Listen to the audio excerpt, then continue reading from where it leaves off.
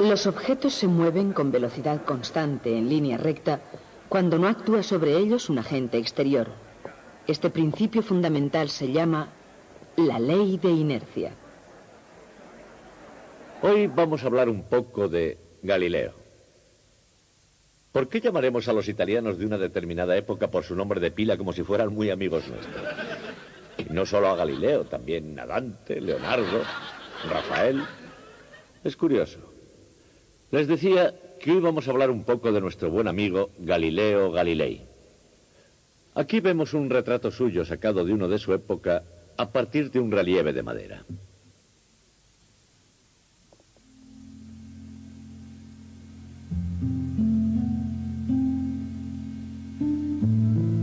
En 1564 nacieron dos hombres muy importantes, William Shakespeare en Stratford y Galileo Galilei en Pisa. Galileo comenzó los estudios de medicina en la Universidad de Pisa, pero pronto se dio cuenta de que la medicina no era lo suyo. Cuando supo que en esa universidad no había ningún profesor de matemáticas, se retiró de la medicina y comenzó a estudiar matemáticas por su cuenta. Escribió unos cuantos artículos y enseguida alcanzó fama de erudito. Y en 1589, con la ayuda de un amigo muy bien relacionado, fue nombrado profesor de matemáticas. En aquella época, la universidad estaba dominada por seguidores de Aristóteles, que daban poco valor a las matemáticas. Galileo pensaba que sus aristotélicos colegas eran unos necios y enseguida tuvo problemas con ellos al hostigarlos y ridiculizarlos. Era obvio que al finalizar su contrato de 3 años en 1592 no se renovaría su nombramiento y por tanto, al recibir una oferta de la Universidad de Padua, no dudó en aceptarla.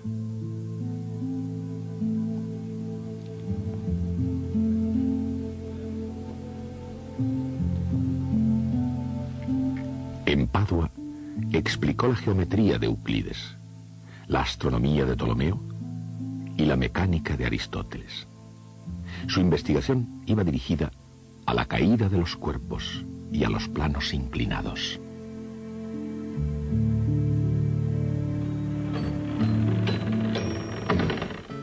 En 1610, Galileo llevó a cabo, posiblemente, el mayor juego de manos académico de todos los tiempos. Un pulidor de lentes holandés, llamado Hans Litteri, había descubierto un extraordinario aparato, el telescopio. Cuando Galileo se enteró de ello, pensó de inmediato cómo podría funcionar aquello. Hizo sus propios planos y construyó un anteojo que aumentaba la imagen aproximadamente 9 veces. Convocó entonces a los grandes de la ciudad de Venecia para una demostración en la famosa torre de la plaza de San Marcos.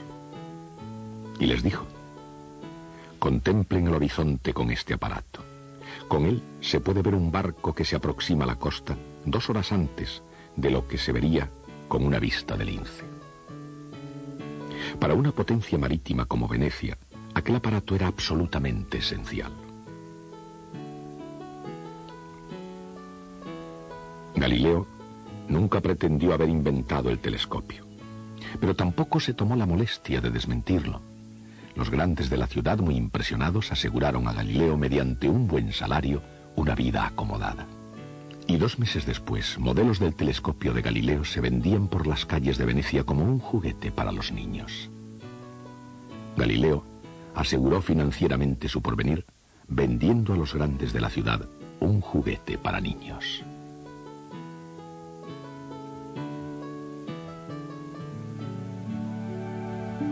Pero Galileo tenía en mente cosas mucho más importantes en relación con el telescopio.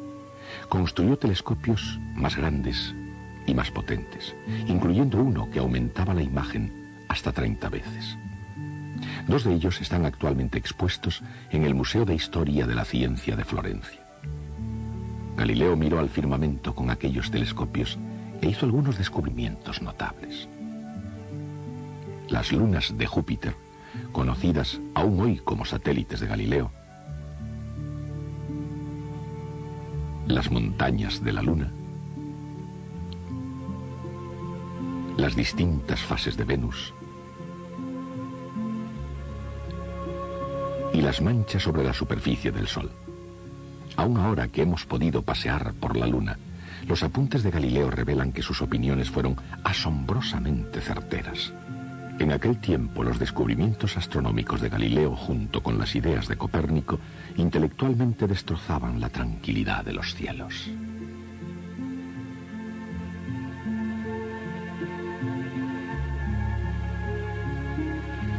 Cualquiera que se atreviese a mirar por el telescopio de Galileo, lo que vería sería el comienzo del fin de las ideas de Aristóteles y Ptolomeo sobre el mundo, y el comienzo de un sinfín de dificultades para Galileo Galilei.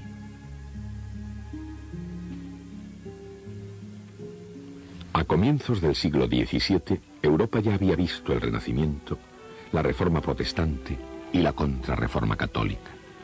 Grandes cambios estaban sacudiendo parte del sistema medieval: religión, arte, literatura, música, matemáticas y otras ciencias, pero sobre todo la astronomía.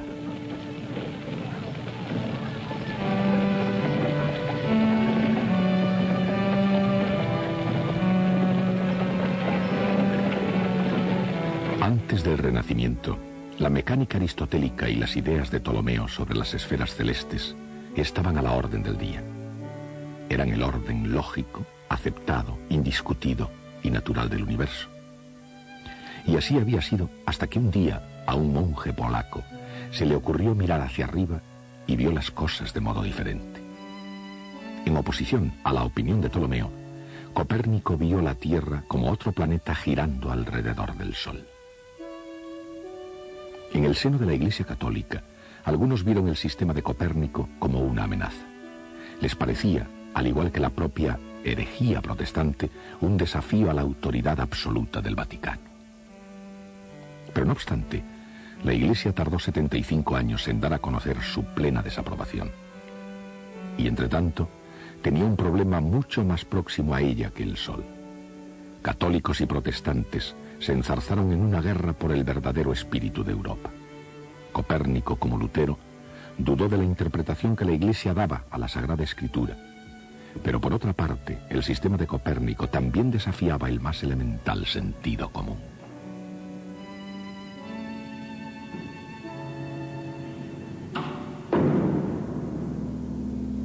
Los objetos pesados caen naturalmente hacia el centro de la Tierra, porque ese era el centro del mismo universo. Si la Tierra está girando y marchando violentamente por el espacio, ¿por qué no salen volando las cosas? Y si realmente la Tierra gira, ¿por qué un cuerpo al caer de una torre cae directamente abajo? Como no cae en la ciudad más próxima, o al menos a alguna distancia. Hace 300 años esas preguntas tenían mucha lógica, eran preguntas inteligentes. Y Galileo Galilei se dedicó a encontrarles respuesta. A pesar de su naturaleza independiente, Galileo era un hombre popular, respetado y admirado por todos en general. Y su inteligencia dada por Dios hizo que la Iglesia le considerara como a uno de sus hijos favoritos. Seguramente Galileo gozaba con aquellas atenciones, pero si grande era su hambre de fama, mayor aún era su sed de conocimiento y de verdad. Al comenzar su carrera siendo profesor en Padua, Galileo supo ya desenvolverse muy bien en sus empresas académicas. Entre otras cosas, fue tutor de príncipes en materias tales como magnetismo y matemáticas. Pero, a la larga, el telescopio era siempre lo que más le interesaba. Con la publicación de su primer libro, El mensajero celeste, se revelaron sus notables observaciones y la fama de Galileo creció por toda Europa. Pero aún así, en algunos círculos no fueron muy bien acogidos sus descubrimientos. Con el telescopio, Galileo había visto algo no imaginado, o al menos algo que los seguidores de Ptolomeo no habían dicho nunca.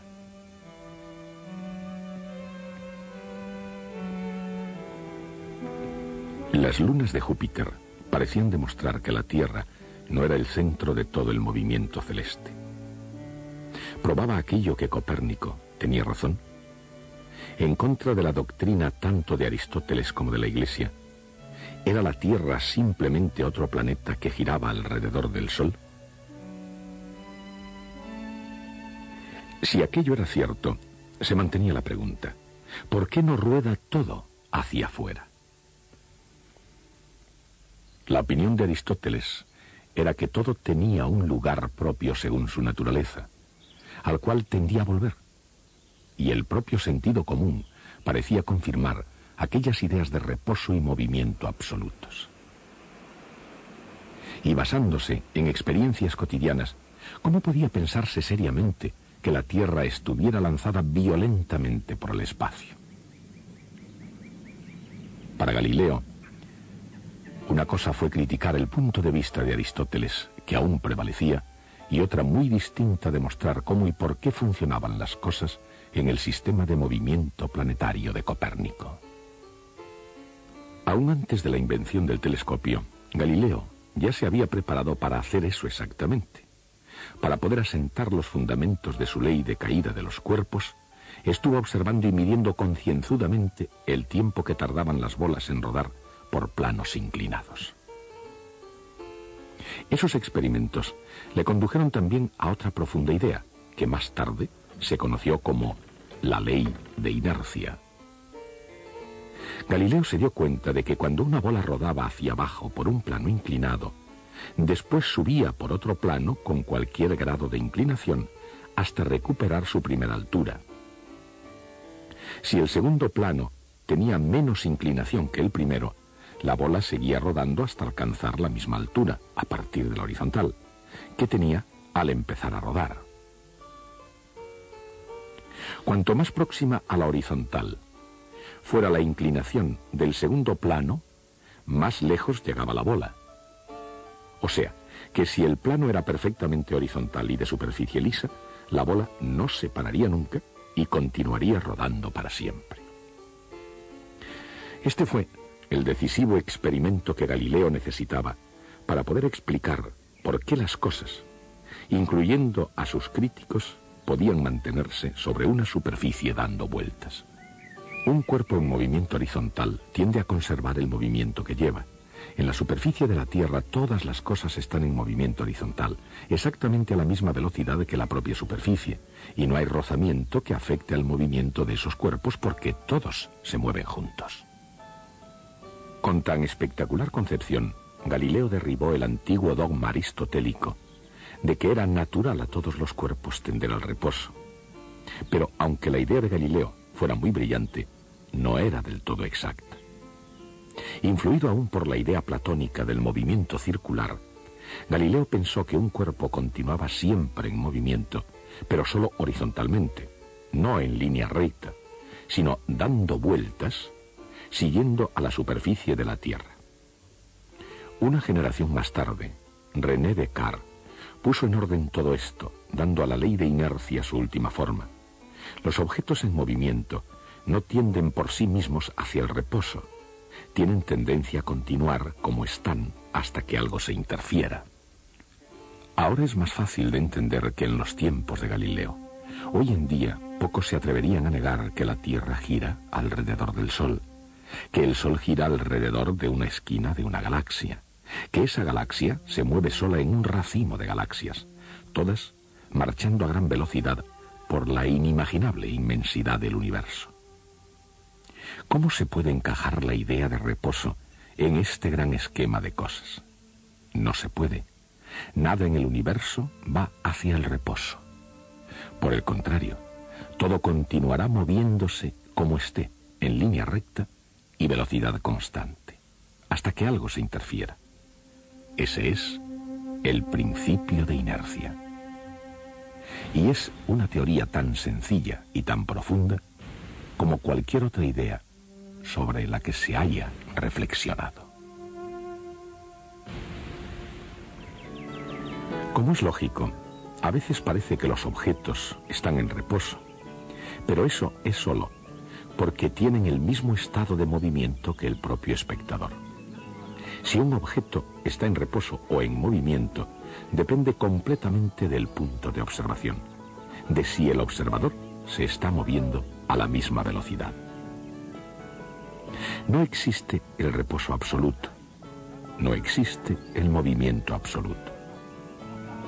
Incluso marchando por el espacio a increíble velocidad en relación con la Luna, con el Sol o con el centro de la galaxia, la tendencia natural de cualquier objeto es la de conservar el movimiento que tiene. En tiempos de Galileo, esta concepción era muy difícil de aceptar. Para un aristotélico, el movimiento de una carreta requiere y tiene una explicación lógica. Si no hubiese algo que tirase o empujase, no se movería. Por lo tanto, su estado natural era de reposo. Pero en cambio, para un observador moderno, un vehículo moviéndose no necesita explicación. Este objeto en movimiento conservará su movimiento hasta que los frenos o alguna otra cosa le lleve a estado de reposo. ¿Y qué pasa con un cuerpo que no se mueve paralelamente a la superficie de la Tierra? ¿Qué pasa con un proyectil que se dispara al aire o una pelota que se deja caer desde una torre? ¿No haría el giro de la Tierra que la pelota cayera detrás?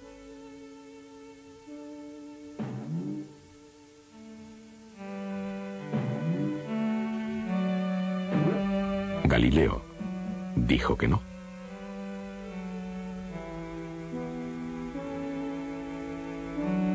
Dijo que la pelota continuaría moviéndose horizontalmente con la Tierra, incluso cuando cae verticalmente hacia su superficie. Esta concepción era muy difícil de entender en tiempos del Renacimiento, así que Galileo ofreció a sus contemporáneos una comparación. Pidió a la gente que pintase una pelota cayendo desde el mástil de un barco en movimiento.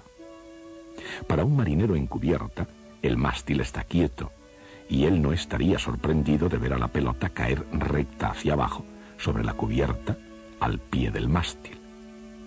Pero alguien en la orilla vería al barco y el mástil en movimiento.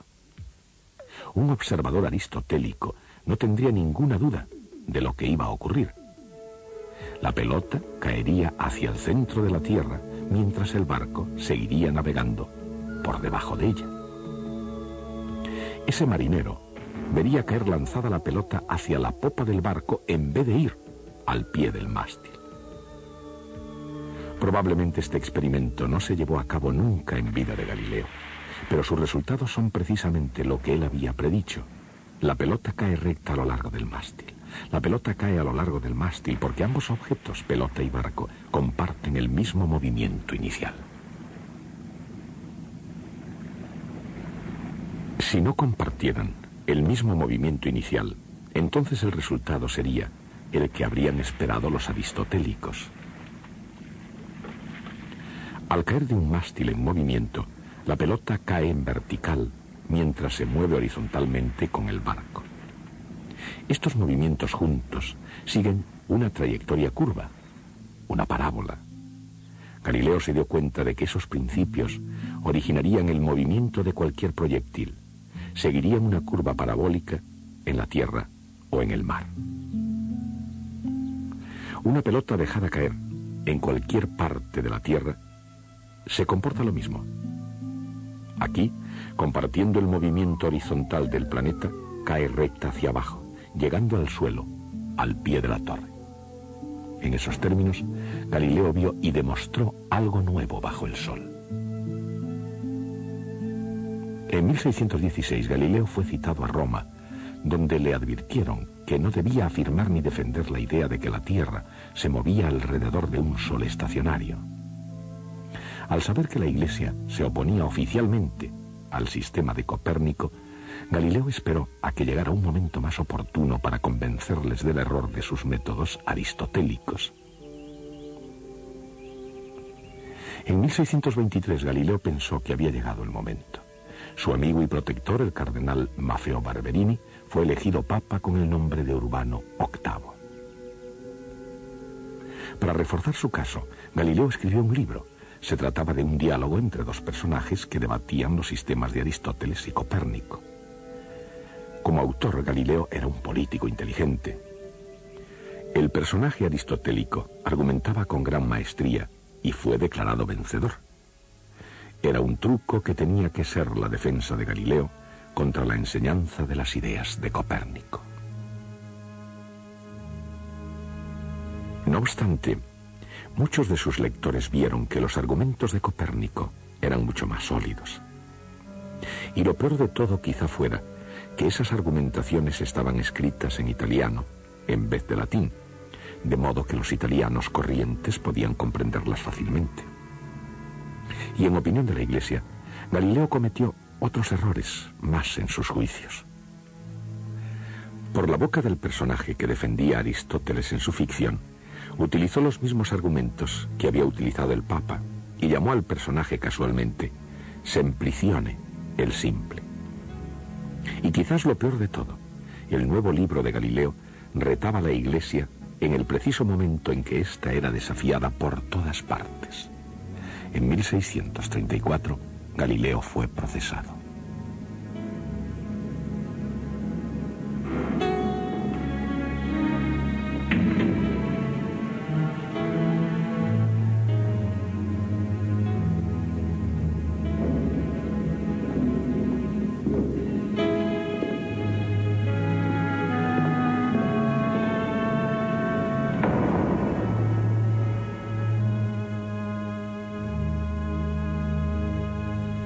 Su fama y prestigio hicieron impensable llegar más allá de amenazarle con la tortura. Pero para Galileo, que entendía mucho de máquinas, aquello fue suficiente. Rechazó públicamente el sistema copernicano de movimiento planetario. Irónicamente, en el futuro, ningún científico serio negaría la evidencia de Galileo. El principio de inercia concebido por Galileo y perfeccionado por Descartes, llegó a ser la primera ley de la mecánica de Isaac Newton. En lo que concierne a la Iglesia, con el tiempo, el nombre de Galileo fue rehabilitado. Pero hubo de transcurrir largo tiempo.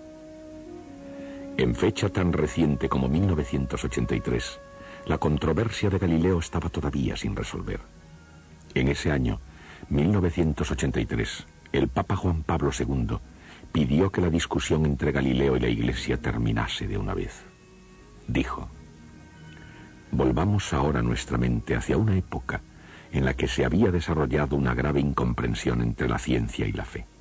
El resultado de malentendidos y errores, solamente con un humilde y paciente nuevo examen, se han podido ir disipando de forma gradual. La misma Iglesia aprende de la experiencia y con reflexión, y ahora comprende mejor el significado que se debe dar a la libertad de investigación. Pero en aquel tiempo, ni siquiera para un famoso científico, con un imperdonable ego, la humillación pública fue considerada castigo suficiente.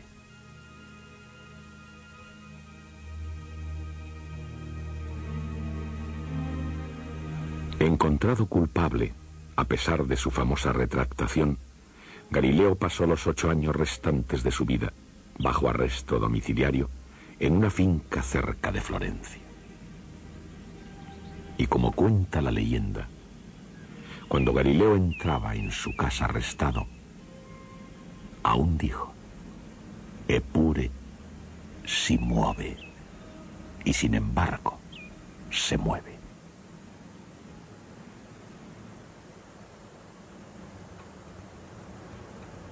Galileo se hizo realmente famoso por sus grandes descubrimientos con ayuda del telescopio. Antes de eso, solo le conocían algunos especialistas, pero después su fama se extendió por toda Europa. Como hijo fiel de la Iglesia, comprendió el error que ésta cometía al volverle la espalda a Copérnico, pero la Iglesia, entonces presionada por la Reforma, se vio obligada a endurecer su postura con respecto a la interpretación literal de la Sagrada Escritura. Galileo fue ingenioso y arrogante, y pensó que él podría hacer cambiar la opinión de la Iglesia con la sola lógica de los argumentos científicos, cosa que podía haberse logrado antes, cuando la Iglesia era intelectualmente más flexible, pero en el siglo XVII no había esperanza. Galileo hizo incluso algo peor. en vez de escribir en latín que solo unos cuantos eruditos hubieran podido entender, escribió en italiano, que entendía todo el mundo. Un desafío que la Iglesia no podía ignorar. Y así, en 1634 fue procesado. A pesar de abjurar públicamente de sus ideas copernicanas, le hicieron pasar los últimos 8 años de su vida arrestado en su finca, en Arcetri, muy cerca de Florencia. Cuando murió, su cuerpo fue enterrado en una catedral, y todavía allí, en la iglesia de Santa Cruz de Florencia, está enterrado la mayor parte de su cuerpo. Me gusta pensar que Galileo fue un provocador hasta el fin. Uno de sus dedos fue exhibido en el Museo de Historia de la Ciencia. Hasta el próximo día.